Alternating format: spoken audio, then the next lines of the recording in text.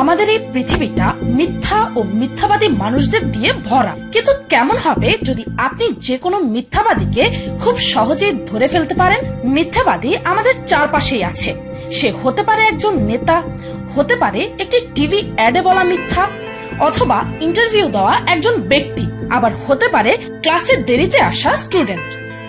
আপনার বন্ধু বান্ধব, লাইফ পার্টনার, এমনকি আপনার পরিবারের মানুষেরাও কখনো না কখনো আপনাকে মিথ্যে বলেছে নিশ্চিত।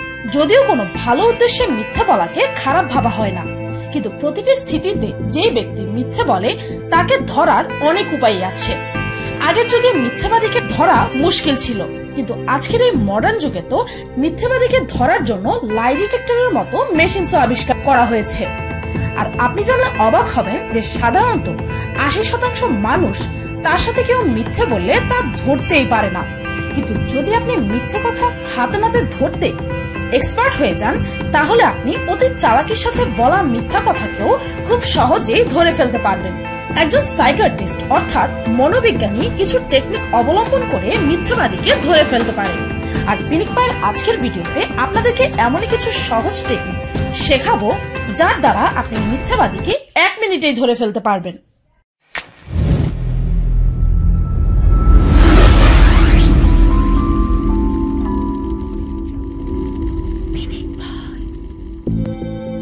Eye contact.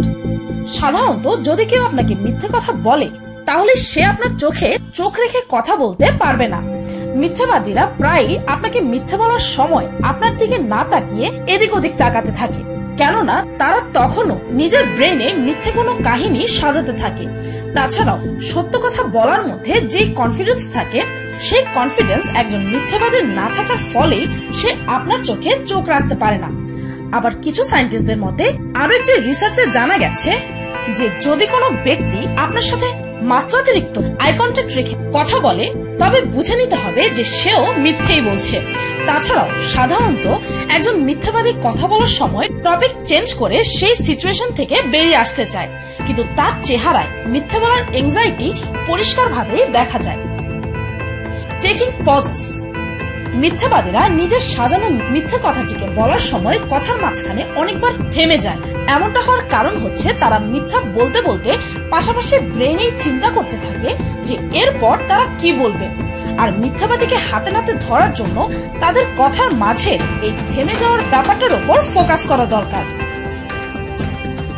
Facial expressions. মিথ্যে কথা আইডেন্টিফাই করার জন্য অনেকগুলো ব্যাপারই খেয়াল করতে হয়, আর সেগুলোর মধ্যে অন্যতম হচ্ছে মিথ্যাবাদীর ফেশিয়াল এক্সপ্রেশনস। এগুলোকে মাইক্রো এক্সপ্রেশনসও বলা হয়। একজন মিথ্যাবাদী কথা বলার সময় আলাদা আলাদা এক্সপ্রেশনস দিতে থাকে, যেন কেউ তার আসল এক্সপ্রেশন ধরতে না পারে। কিন্তু কখনো কখনো মিথ্যে এক্সপ্রেশনস এর মাঝে সে তার অজান্তেই নিজের আসল এক্সপ্রেশনটা শো করে ফেলে, যদিও খুবই অল্প সময়ের জন্য। পার্থক্য শুধু এতটুকুই যে আমরা তা নোটিসই করতে পারি না। এই ব্যাপারগুলোকে বোঝা কোনো রকেট সায়েন্স নয়। আপনাকে শুধুমাত্র মনোযোগ দিয়ে মিথ্যেবাদীর মুখের সেই মাইক্রো এক্সপ্রেশনস গুলোর দিকে খেয়াল করতে হবে। আর এমনটা করলে খুব সহজেই আপনি সেই এক্সপ্রেশন গুলোকে আইডেন্টিফাই করেই ফেলবেন। Simple explanation. যদিও মিথ্যাবাদীরা মিথ্যে বলার সময় প্রতিটি ঘটনার ইন ডিটেইলস বিবরণ তো দিয়েই থাকে, কিন্তু কিছু কিছু মিথ্যাবাদী আছে যারা তাদের মিথ্যে গল্পটাকে বেশি না পেঁচিয়ে সরলভাবে বলে ফেলে। এমনটা করার কারণ হচ্ছে কোন একটা ডিসিশন নেওয়া আমাদের ব্রেনের জন্য একটি কমপ্লেক্স কাজ, তাই মিথ্যাবাদীরা মিথ্যে কাহিনীটাকে সহজ করে বলার চেষ্টা করে, যেন প্রয়োজন পড়লে তারা তাদের সেই মিথ্যে কথাটাকে উইদাউট মিস্টেক রিপিট করতে পারে।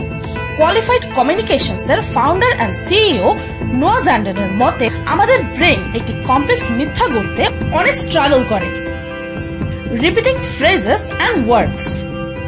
একটি কথাকে আলাদা আলাদা ভাবে বারবার রিপিট করা, এটা অনেক মিথ্যাবাদীরাই করে থাকে, যারা হঠাৎ করে মিথ্যে বলে নিজেই নিজের জালে ফেসে যায়। ঘাবড়ে যেয়ে সাধারণত মানুষ কথা বলার সময় হয়তো কিছু কিছু ওয়ার্ড রিপিট করে, নতুবা সেই একই কথা ঘুরিয়ে ফিরিয়ে আরেকভাবে বলে দেয়। ফর এক্সাম্পল, ক্রিস্টোফার ওয়ার্শ নামের এক ব্যক্তি রিসেন্টলি নিজের অবৈধ সম্পর্কের কারণে নিজের ওয়াইফ ও 2 বাচ্চাকে খুন করে। আর যখন পুলিশ তাকে এ বিষয়ে প্রশ্ন করতে থাকে, তখন সে একই কথা বারবার আলাদা আলাদা ভাবে রিপিট করতে থাকে, আর এভাবে সে নিজের তৈরি জালে নিজেই ফেসে গেল। এট লাস্ট যখন সে নিজের কথায় নিজেই ধরা খেতে লাগলো তখন সে ফাইনালি সারেন্ডার করলো। ইম্প্রোভাইজিং উইথ ডিটেলস। একজন মিথ্যাবাদী সাধারণত মিথ্যে বলার সময় খুব বেশি ডিটেলস দেওয়ার চেষ্টা করে যেন আপনি তার কথায় বিশ্বাস করেন, আর তার সাজানো সেই কাহিনীটাকে আরো ভালোভাবে মানুষকে বোঝানোর জন্য আর তার কথাটাকে এস্টাবলিশ করার জন্য বেশি বেশি ডিটেলস অ্যাড করতে থাকে।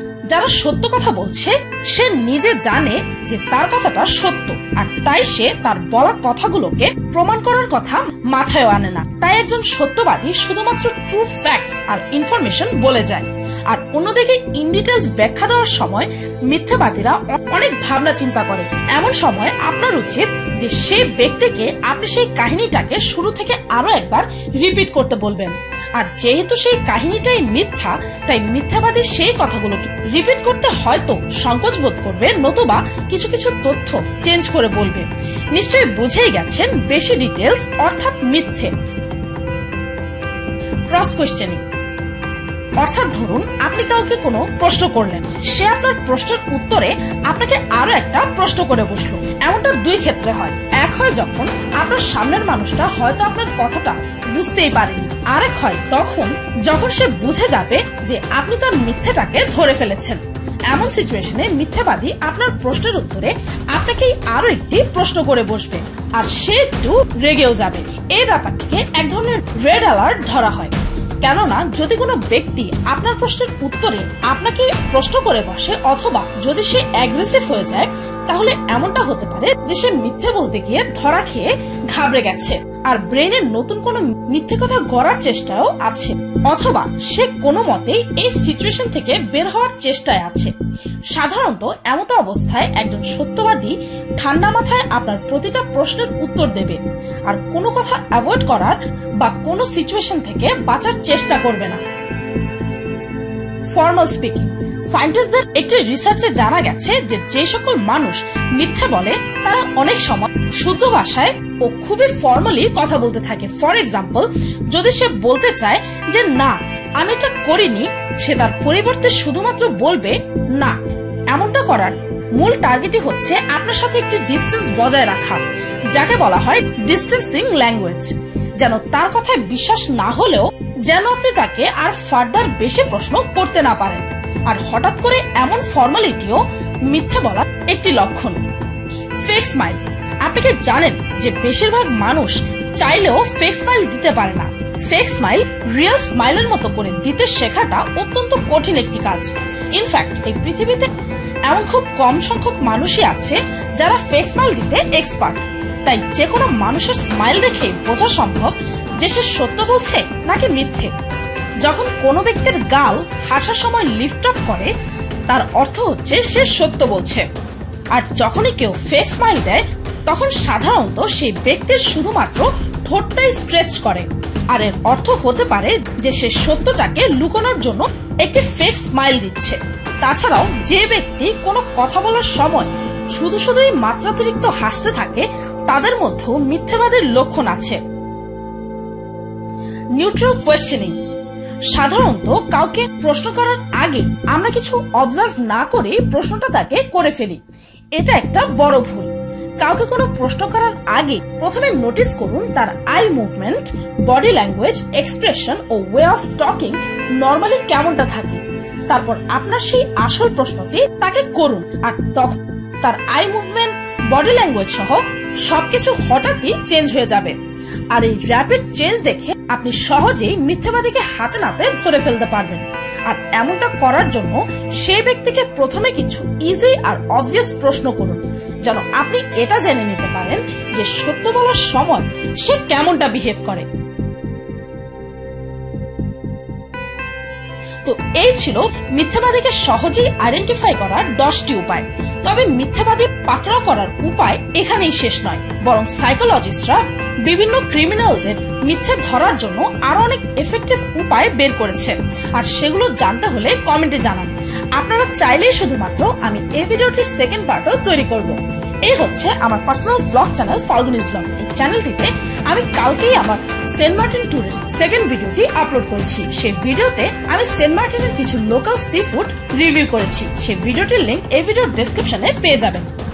আচ্ছা, এটা অরিজিনাল রূপচাঁদা, মানে একে আমরা 2 মিনিট পর খাবো।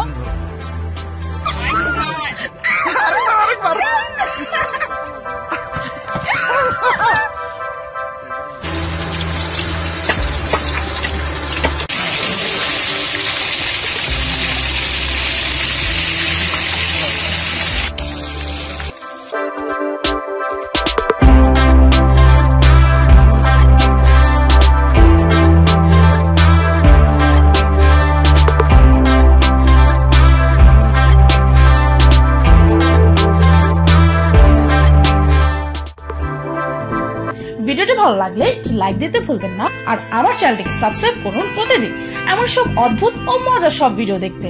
আজকের মতো এই পর্যন্তই, দেখা হচ্ছে পরের ভিডিওতে।